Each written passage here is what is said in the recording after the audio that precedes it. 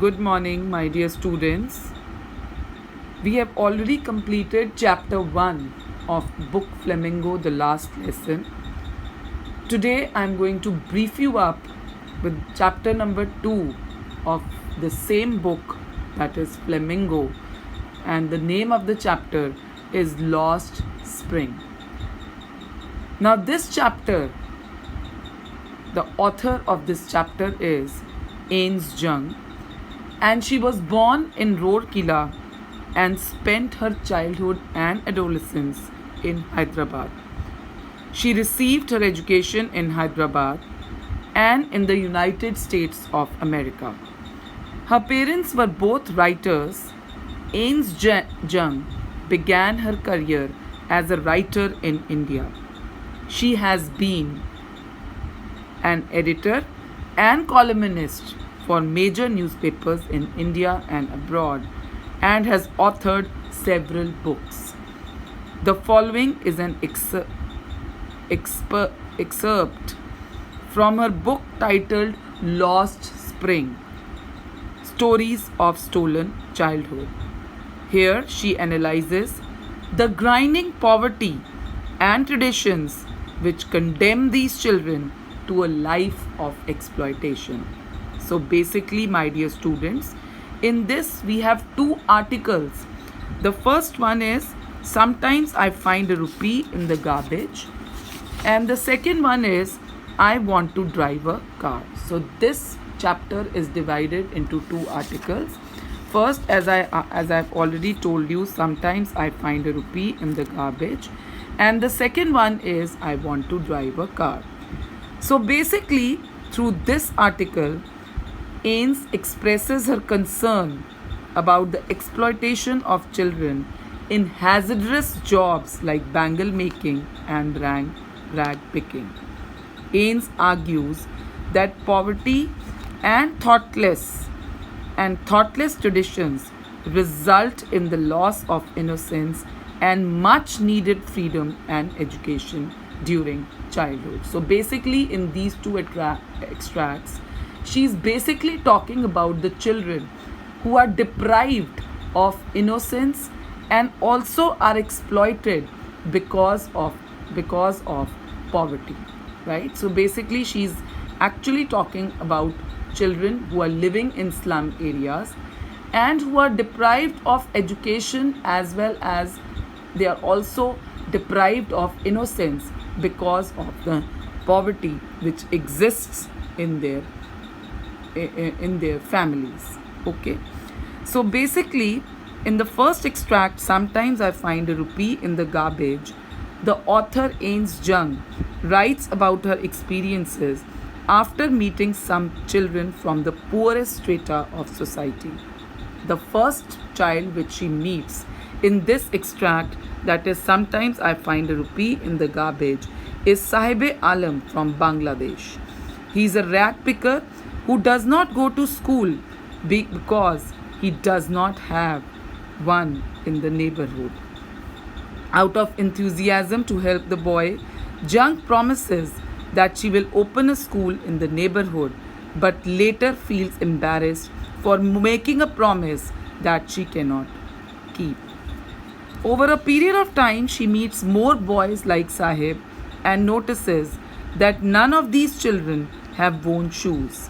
An analysis reveals that this practice is more due to lack of resources than a matter of habit. So when she meets more children of these areas, she notices that some of the children, they don't wear shoes, and when she observes it very carefully, she notices that the children are not wearing shoes, but not because of the habit, but because of the lack of resources. She visits their slum Simapuri in order to grasp their plight in a better way. She is pained to see their pathetic living conditions. When she goes to this area, Simapuri, that's a slum area, she is pained to see the pathetic conditions in which they were living. The only benefit these refugees have is an Indian ration card that enables them to buy grains. They are compelled to accept their fate, for they have little choice in life. picking garbage is their sole means of survival. Ains meet Sahib again after a gap for a few days. She hoped to see some positive change in his life. However, it is painful to learn that in his attempt to procure a better life, Sahib has moved from one stage of exploitation to another. He now works for a tea stall owner and carries a milk canister which is heavier than his rag bag. As a rag picker, at least he was his own master. So basically, in the first extract, she is discussing about the exploitation due to the hazardous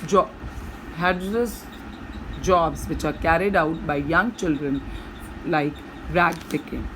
Now in the second extract, I want to drive a car. This is also a very interesting extract.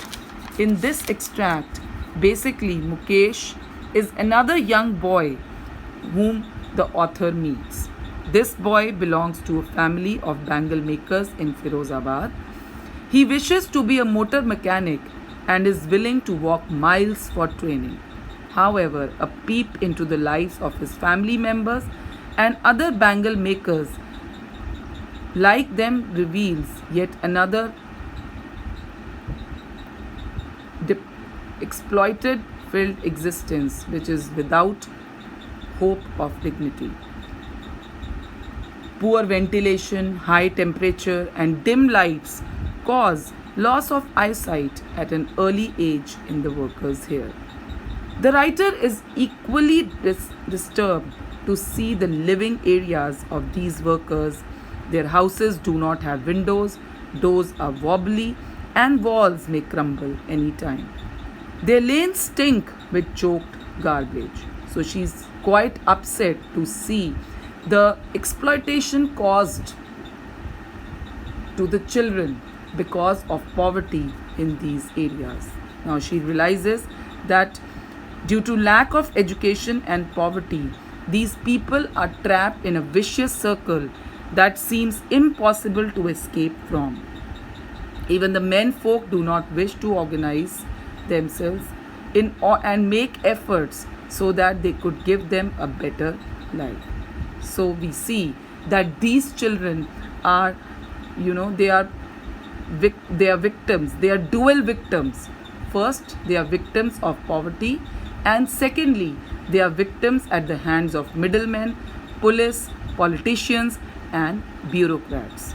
So we see that through these two extracts, basically Ains Jungs give us a look into the lives of depravity led by the slum children, and it gives us a message that we should make an attempt, and we should also feel that we have the responsibility.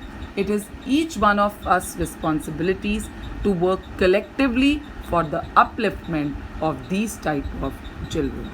So I hope you have understood the gist of this chapter, and I hope when we will start reading word by word, line by line, you will understand the chapter very well.